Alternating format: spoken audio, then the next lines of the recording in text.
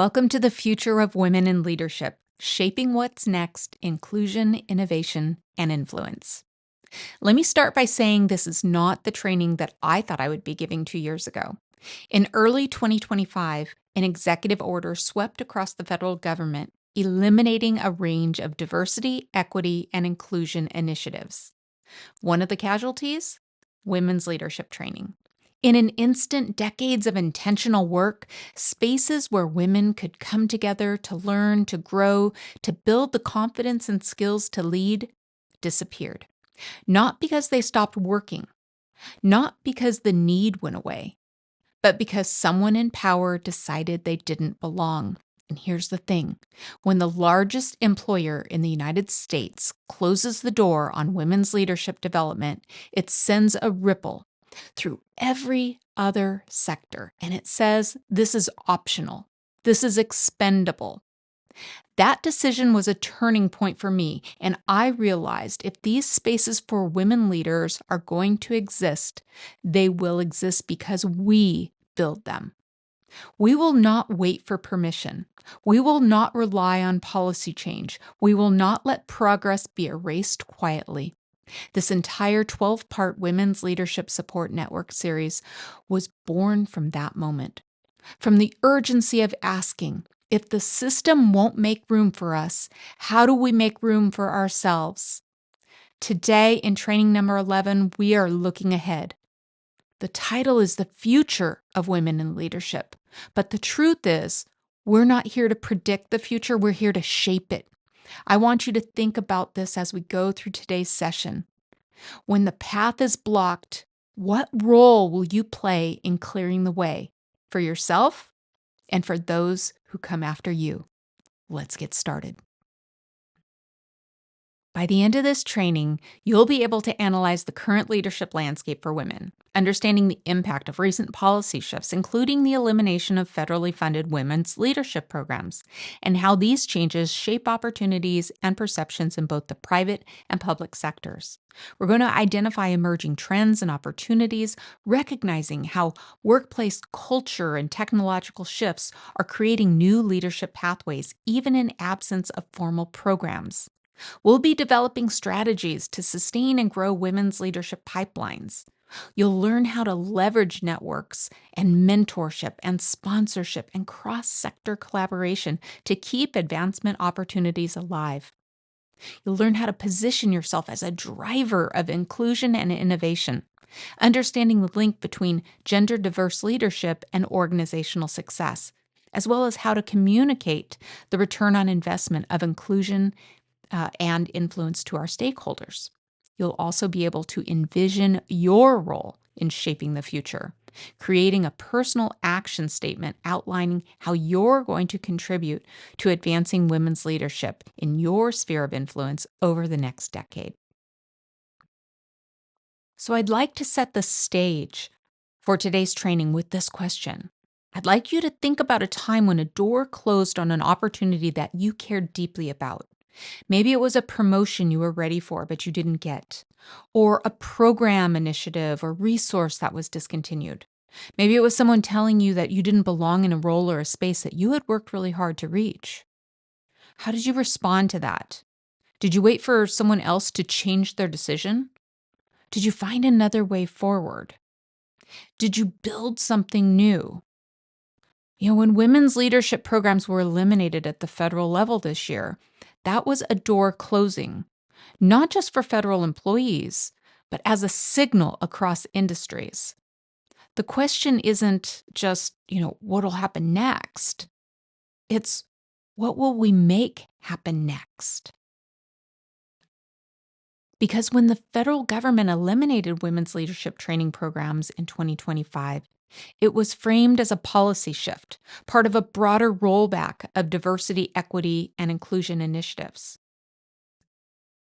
But here's the truth. Policy is never neutral. It sends a message. It shapes culture. It either opens doors or it closes them. Why does this change matter? Well, for starters, the U.S. federal government is the largest single employer in the country. Its policies set precedent. When women's leadership development is removed from the agenda at that level, it signals to other organizations that such initiatives are extra or optional. Most importantly, history shows us that progress for women in leadership is not linear. We see periods of advancement followed by retrenchment. Recognizing those patterns is the first step to breaking them. So, what's really at stake here? Well, the first is pipeline disruption. Without intentional programs, the path for emerging women leaders narrows. And representation is impacted. Leadership tables become less diverse, which research consistently links to weaker innovation and decision making, which then leads to cultural erosion. The absence of dedicated spaces for women leaders means fewer opportunities for connection, mentorship, and sponsorship. In your experience, what happens in an organization when leadership development is left to just happen without any intentional investment? When leadership development is just left to just happen, the results are almost always uneven and often harmful. How? Well, the first is missed potential. Research from the Association of Talent Development shows that organizations that do not intentionally invest in leadership development lose significant talent to turnover, as our high potential employees leave for places where growth is supported. And then there's stalled diversity. Studies from McKinsey and Company reveal that without structured development, leadership pipelines tend to replicate existing demographics, which means fewer women and people of color advance into senior roles. When intentional investment is missing, bias fills the gap. A Deloitte survey found that companies with strong leadership development programs are 1.5 times more likely to be in the top quartile of financial performance. Leadership growth doesn't just benefit individuals, it drives organizational results. So without it, we see lower performance. And this leads to cultural drift. Gallup research shows that managers account for at least 70% of the variance in employee engagement. Without equipping leaders with the skills to inspire, coach, and connect, organizational culture becomes inconsistent, often leaving teams disengaged and misaligned. In other words, when we treat leadership development as optional or nice to have, what we actually create is a leadership gap, a gap that costs organizations talent, innovation, and trust. But beyond the federal context, while this change started in the public sector, the ripple effect is reaching nonprofits, corporations, and even academia. In some cases, budgets for women's initiatives are being quietly reduced or rebranded to remove gender-specific language. And yet, around the world, we also see governments and organizations increasing their investment in women leaders, proof that the trajectory is not universally downward. The challenge for us is to decide, will we accept retrenchment or will we counter it with new resilient models for leadership development? So where do we go from here? The removal of federal women's leadership programs was a wake-up call, but it was also a reminder of something we've always known. Progress that depends solely on top-down approval is fragile. If we want to protect and expand women's leadership opportunities, we have to build in ways that are self-sustaining, community-powered, and unshakable by policy shifts. We don't need to wait for permission to create spaces for leadership development. Independent networks, peer-led learning groups, and community-based mentorship programs can fill the gap and often move faster than institutional programs. Look at what we've been able to accomplish through this free video training series. Free and accessible women's leadership for all. No budgets involved, just sharing of vital information. What's one leadership skill-building activity that you could initiate with no budget and no official approval? Let's begin thinking of ways we can build cross-sector alliances, partnerships between corporations, nonprofits, academia, and community organizations, because they can pool resources and expand reach. These alliances not only share the cost, but also diversity of the perspectives in the room, which strengthens problem solving and innovation. When private tech companies partnered with universities to launch coding boot camps for underrepresented women, this was a model that worked even without government backing. We need to focus on skill building for influence. It's not enough to develop leadership skills in isolation. We must also learn how to influence systems, and this includes data storytelling to demonstrate return on investment for women in leadership, strategic networking with decision makers, advocacy skills for budget and policy conversations. The more fluent we are in the language of influence, the harder it becomes to dismiss our presence. Because we are not powerless when formal programs disappear. The future will belong to those who create their own infrastructure for leadership growth and invite others to stand on it. As women leaders, we are innovation drivers. When women are at the leadership table, organizations don't just get diversity, they get better results. This isn't opinion, it's data.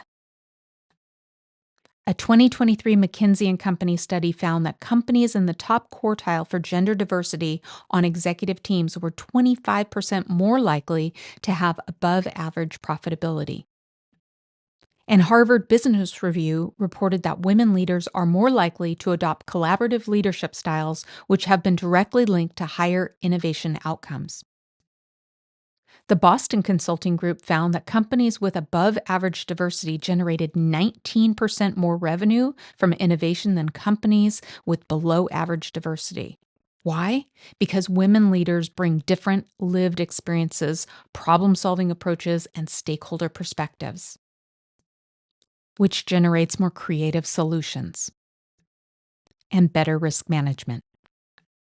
Let's look at ways that we can witness innovation in action. The first is product development.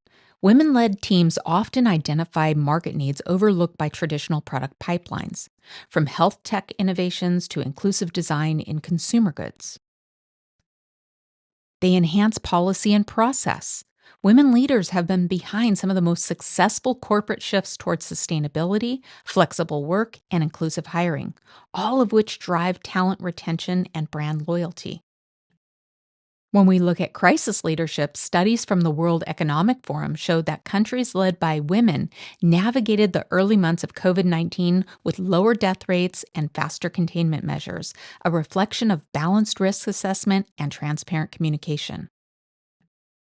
This informs our future lens.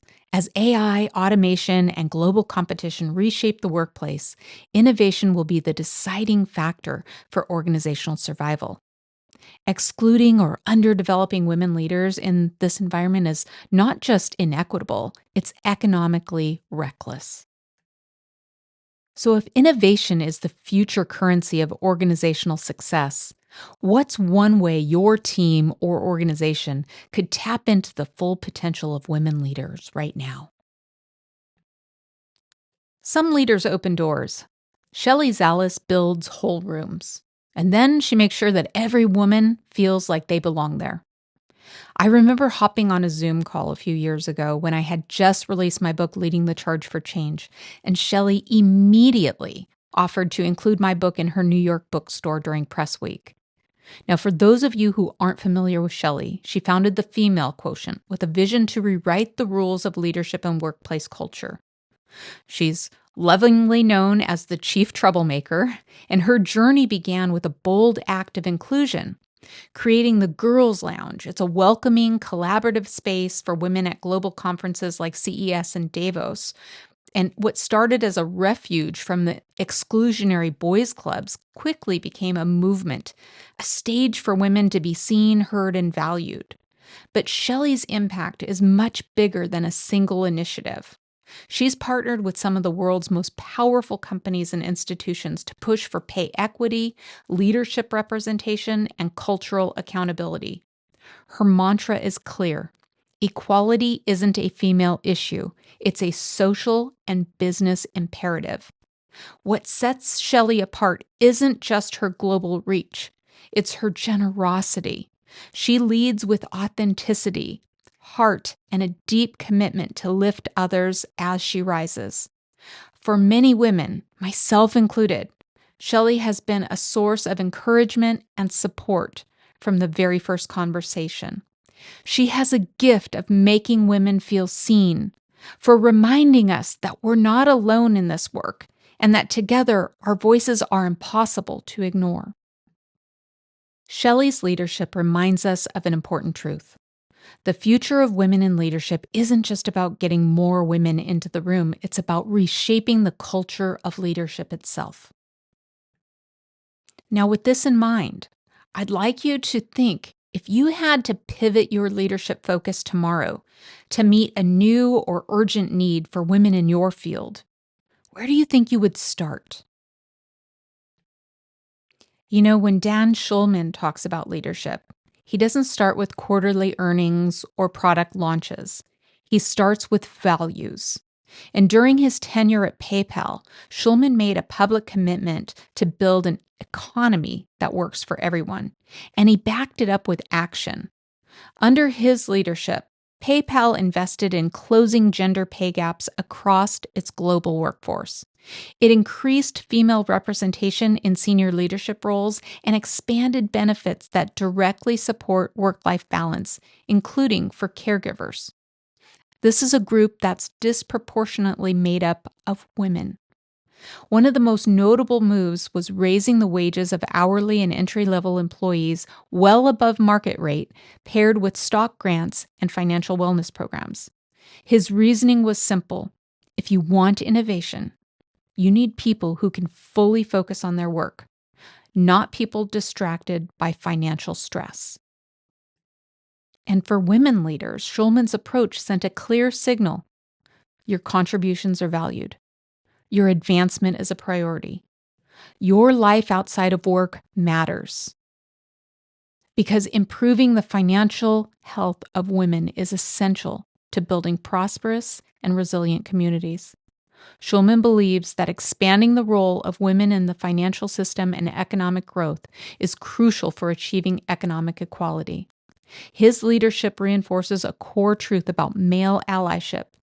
It's not just about mentoring women one-on-one, it's about shaping systems so that opportunity is the default, not the exception. Think of a male leader that you've seen take concrete action to support women in leadership. What made his approach effective? And how could more leaders replicate that? Well, let's look at how some leaders around the world are investing in the future of women. Because while some regions are stepping back from formal women's leadership development, others are doubling down, proving that policy and culture can be powerful accelerators for change. In Iceland, for example, they've embedded equality in law. And since 2018, Iceland has required companies to prove they pay men and women equal for the same work. Employers must obtain official equal pay certification or face fines, shifting the burden of proof from employee to employer. The result? A measurable narrowing of the gender pay gap and stronger public trust in organizations. And in Rwanda, they took steps to build representation into their constitution. In the wake of the 1994 genocide, Rwanda rewrote its constitution to mandate that at least 30% of parliamentary seats be held by women. And today, women hold over 60% of seats, the highest percentage in the world. This representation has translated into progressive legislation on education, healthcare, and gender-based violence. Surprisingly enough, we're even seeing a move towards the breakdown of cultural barriers. Slight as they may be, in 2021, the United Arab Emirates implemented a rule requiring all listed companies to have at least one woman on their board. This is a huge step forward in that country. This move challenged long-standing cultural norms and signaled that inclusion is an economic imperative, not just a social goal. Most notably, The Canadian government uses gender-based analysis in its federal budget process, evaluating how proposed spending will impact men and women differently. This approach ensures that leadership and opportunity aren't shaped by gender bias in funding decisions. The global picture is uneven, but that's the point. While some governments retreat from gender-focused leadership development, others show us what's possible when equity is treated as a driver of innovation, stability, and economic growth. Which one of the global approaches do you think could be adapted and succeed in your own organization or even in the country that you live in? Let's now make some time for action and strategy to begin building the future that we want. We've talked about retrenchment. We've talked about innovation. We've looked at global models of progress.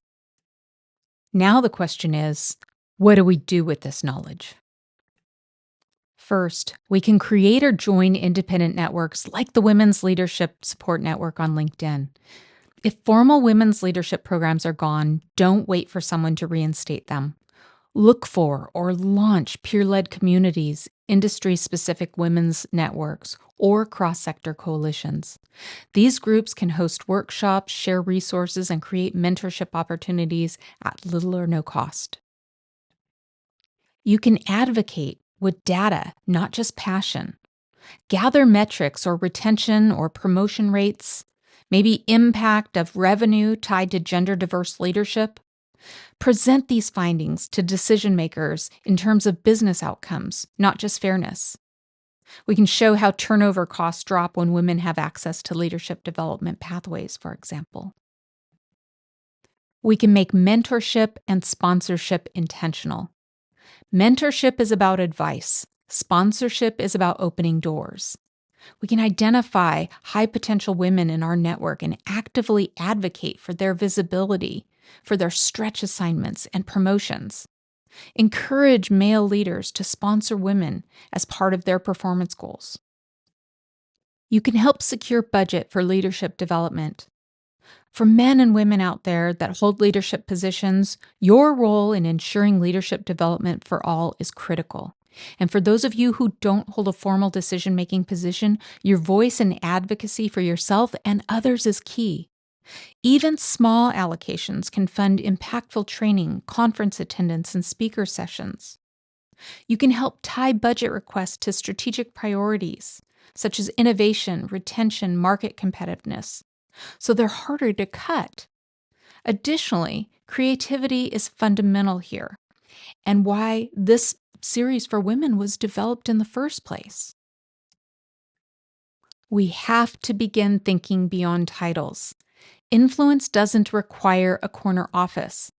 We can shape culture through how we lead projects, how we include others in our decision-making, and how we model inclusive behaviors.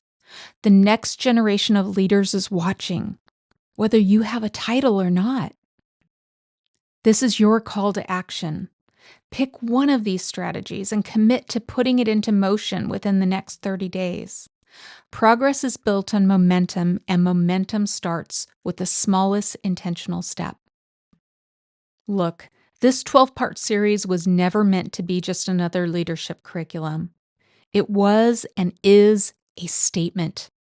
When women's leadership training was eliminated from the federal government this year, it sent a message. Some read that message as the end of something. We chose to read it as the beginning. The future of women in leadership will not be handed to us. It will be built by the conversations we have, the alliances we have formed, the risks we take, and the opportunities we create for each other. So 10 years from now, what will someone say about the role that you played? Will they say you kept the door open? That you built a new table when the old one was taken away? Or that you reached back and pulled others forward with you? The truth is, we're not waiting for the future to arrive. We're writing it now, in every decision we make and every leader we lift. So as we close today's session, I invite you to hold on to one question. What's the next small intentional step you will take to shape the future of women in leadership? Because the work is not over. The work is ours. The future of women in leadership isn't written yet, and that's the most powerful part. We get to write it. Policies will change. Programs will come and go. But the connections we build, the voices we amplify, and the actions we take, those will outlast any headline. So I want you to imagine this. It's 5 years from now, and you're looking back on this moment. What will you be proud to say you started? Who will be in leadership because you opened a door for them? The answer, my friend, starts with your next step. And I invite you to take that next step with us. Join the Women's Leadership Support Network on LinkedIn. It's free, it's open to men and women, and it's where leaders committed to inclusion, innovation, and impact gather to keep this movement alive. If today's session resonated with you, share it, please. Send it to a colleague, a mentor, or a friend who's ready to lead boldly. The more voices in this conversation, the stronger our collective impact becomes. Together, we're not just preparing for the future of women in leadership, we're shaping it right here, right now. I'll see you in our next and final training of the series. Until then, keep building, keep leading, and keep believing in the difference that you make.